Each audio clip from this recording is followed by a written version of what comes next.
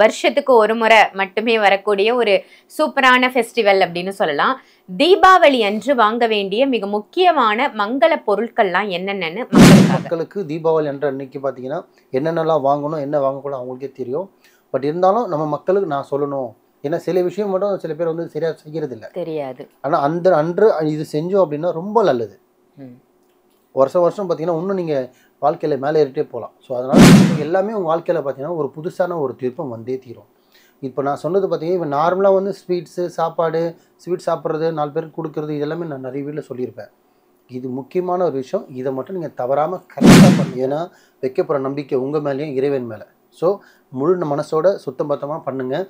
இன்னொன்று முக்கியமாக ஒன்று சொல்லிடுறேன்.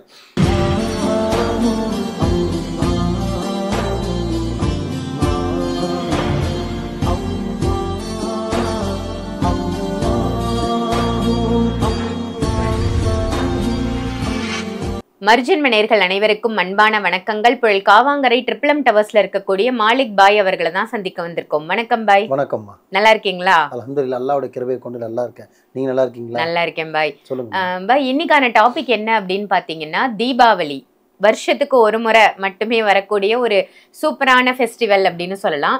தீபாவளி அன்று வாங்க வேண்டிய மிக முக்கியமான மங்கள பொருட்கள்லாம் என்னென்னு மக்களுக்காக. நல்லா கேட்டீங்க. சரி, எல்லா பண்டிகைன்றது தீபாவளின்றது ரொம்ப ஸ்பெஷலான பண்டிகை. அது இந்து மக்கள் பொறுத்தவரைக்கும் வந்து எல்லா பண்டிகையுமே ஸ்பெஷல் தான். அதில் தீபாவளி ஸ்பெஷல்னா அந்த வெடி வெடிக்கிறது தான் ஒரு ஸ்பெஷல். அதுவும் ஆமாம், எல்லா பண்டிகையும் பார்த்தீங்கன்னா சின்ன பசங்க அந்த குழந்தை லெவல் ரேஞ்சில் இருக்கவங்க வந்து பார்த்தீங்கன்னா அவ்வளோ பெருசாக அதை எடுத்துக்க மாட்டாங்க. ஆனால் தீபாவளி வருதுன்னா ஒரு மாதம் முன்னாடி பிளான் போட்டுருவாங்க. என்னென்ன வாங்கணும், என்ன வெடிக்கணும், எவ்வளோ காசை வேஸ்ட் பண்ணணும், எவ்வளோ காசை கறி ஆக்கணும். ஆமாம், ஆனால் அது ஒரு ஹாப்பினஸ்.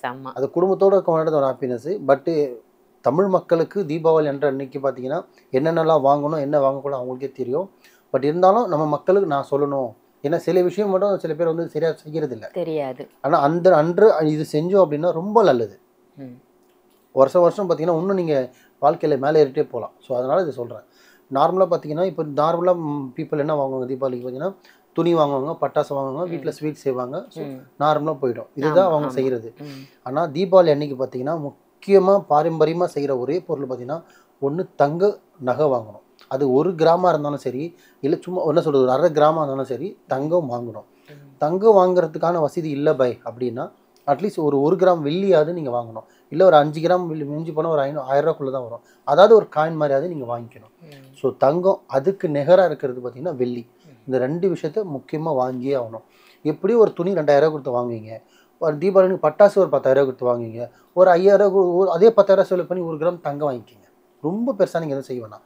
ஏன்னா ஏன் தங்கம், நீங்கள் நல்லா பாருங்கள் மக்களே, எல்லா பண்டிகைக்கும் பார்த்தீங்கன்னா ஆஃபர் போட மாட்டாங்க. ஆனால் தீபாவளிக்கு மட்டும்தான் கோல்டுக்கு ஆஃபரே போடுவாங்க. ஏன்னா கோல்டு தீபாவளி அன்னைக்கு பாரம்பரியமாக ஆதி காலத்துலேருந்தே எப்போ தீபாவளி எல்லாம் கொண்டாட ஆரம்பித்தாங்களோ அன்றைய பொருள் வந்து பார்த்தீங்கன்னா ஆஃபர் மாதிரி அதை போட்டு அதை சேல்ஸ் பண்ணி அதை மக்கள் வாங்கணும், மக்கள் வாங்கி அதை அனுபவிக்கணும்னே போடுறது.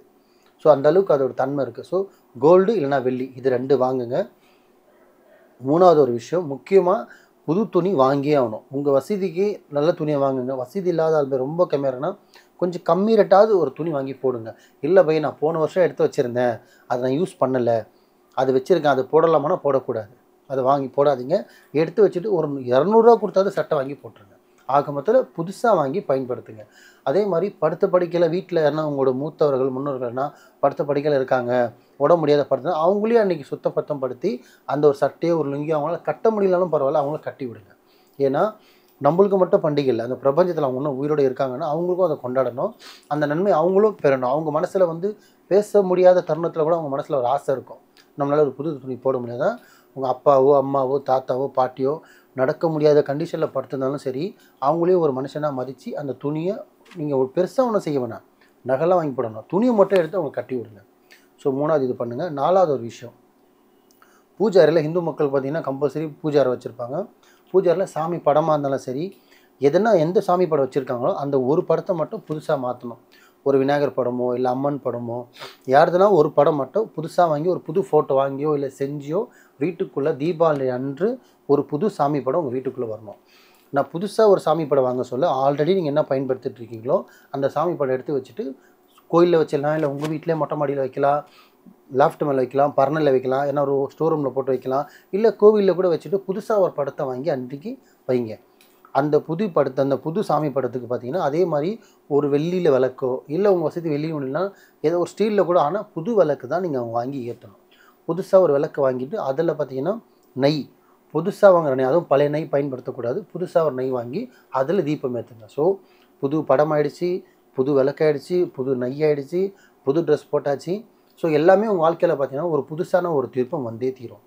இப்போ நான் சொன்னது பார்த்தீங்கன்னா, இப்போ நார்மலாக வந்து ஸ்வீட்ஸு, சாப்பாடு, ஸ்வீட் சாப்பிட்றது, 4 பேருக்கு கொடுக்குறது, இதெல்லாமே நான் நிறைய வீட்டில் சொல்லியிருப்பேன். இது முக்கியமான ஒரு விஷயம். இதை மட்டும் நீங்கள் தவறாமல் கரெக்டாக பண்ணுங்கள். இன்ஷா அல்லாஹ் இந்த தீபாவளிக்கு நீங்கள் பண்ணுறீங்க, 25 தீபாவளி நீங்கள் பண்ணுறீங்கன்னா நெக்ஸ்ட்டு 26 தீபாவளிக்கு 100% உங்கள் வாழ்க்கையில் அப்டேட் இருக்கும். அப்டேட்னா வாழ்க்கையில் முன்னேற்றம் மாறுறது உங்களுக்கே தெரிய வரும். இன்றைக்கி நீங்கள் 1 கிராம் தங்க நகை வாங்கி நீங்கள் தீபாவளிக்கு நம்ம பயன்படுத்துகிறோம்னு சொல்லிட்டு வச்சுருந்தீங்கன்னா, இன்ஷா அல்லாஹ் அடுத்த வருஷம் தீபாவளி நீங்கள் 2 கிராம் இல்லை 1 சவரம் கூட வாங்குற வசதி வரும். ஏன்னா வைக்கப்படுற நம்பிக்கை உங்கள் மேலேயும் இறைவன் மேலே. ஸோ முழு மனசோட சுத்தம் பத்தமாக பண்ணுங்கள். இன்னொன்று முக்கியமாக ஒன்று சொல்லிடுறேன். தீபாவளி அன்று பார்த்தீங்கன்னா குழந்தைங்கள மட்டும் பட்டாசு வெடிக்க விட்டிங்கன்னா கூட யாருன்னா பெரியவங்க கூட நில்லுங்க. நம்ம பையன் இருக்கான், சித்தி பையன் இருக்கான், அந்த பையன் இருக்கான், அந்த யாரும் நம்பாதீங்க. ஏன்னா அவங்களும் தவறு இல்லை, குழந்தைங்களுக்கு தெரியாது. வருமுன் காப்போம். சின்னதாக இருக்கும்போதே நம்ம ஒன்று கூட உட்கார வச்சு விடிங்க, இல்லை அதுக்குன்னு டைம் ஸ்பெண்ட் பண்ணுங்கள். எவ்வளோ டைம் ஸ்பெண்ட் பண்ணுறீங்க, பசங்க பட்டாசு வெடிக்கிற வெளியே நில்லுங்க, உங்கள் கண்ணு முன்னாடி வெடிக்க வைங்க. அதுவும் 5 வயசுக்குள்ளே மேக்ஸிமம் தனியாக விடாதீங்க. ஒரு 10 வயசு 12 வயசு இருந்தால் தனியாக விடுங்க, அது கூட நீங்கள் நில்லுங்க. ஏன்னா பாதிக்கப்படுறது பக்கத்தில் குழந்தைங்களே நம்ம குழந்தைங்க. ஸோ எந்த குழந்தைங்களும் சரி, முடிஞ்ச அளவுக்கு அப்பாவோ அம்மாவோ அண்ணனோ தம்பியோ கூட நின்று வெடிக்க விடுங்க. தனியாக மட்டும் குழந்தைங்கள விடாதீங்க, எங்கேயும் அனுப்பாதீங்க தீபாவளி அன்னைக்கு.